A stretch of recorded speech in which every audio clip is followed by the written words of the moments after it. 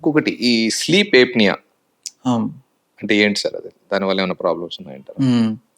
So, sleep apnoea అంటే sir especially కొద్దిగా hefty ఉన్న వాళ్ళకి, వెయిట్ ఉన్న వాళ్ళకి పడుకున్నాక సడన్‌గా బ్రెత్ ఆగిపోయినట్టు అనిపిస్తుంది. ఓకే. ఎందుకంటే ఇక్కడ మజిల్స్ ఎక్కువ ఉండేసరికి ఆ బ్రెత్ ఆగిపోయినందువలన స్లీప్ మధ్యలో మేల్కుంటున్నారు. దీనివల్ల ఏంటంటే డీప్ స్లీప్ వెళ్ళడం ఉండదు. హుహు.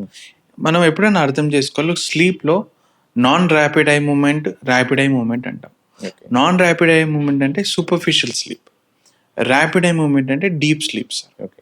సో, ఒక పర్సన్ పడుకున్నప్పుడు ఫస్ట్ ఒక 20, 30 మినిట్స్ నాన్ ర్యాపిడ్ ఐ మూవ్‌మెంట్‌లో ఉంటాడు. హుహు. స్లోగా ర్యాపిడ్ ఐ మూవ్‌మెంట్‌లో వెళ్తాడు. సో, మనకి ర్యాపిడ్ ఐ మూవ్‌మెంట్ వెళ్తేనే స్లీప్ బాగున్నట్టు అర్థం సార్. హుహు.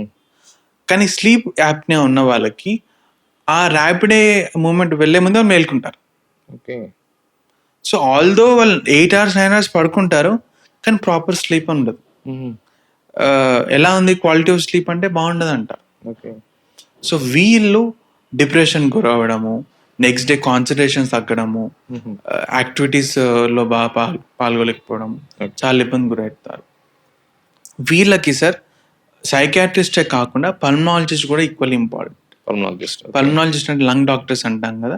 వీళ్ళ దగ్గర వెళ్ళి వాళ్ళు కొన్ని టెక్నిక్స్ చెప్తారు. అవి కూడా ఫాలో అయ్యి సైకియాట్రిస్ట్ కొన్ని టెక్నిక్స్ చెప్తారు. 2 it's a collaborative effort. Okay. ఇవి చేస్తే 100% ఇంప్రూవ్‌మెంట్ అనేది ఉంటుంది.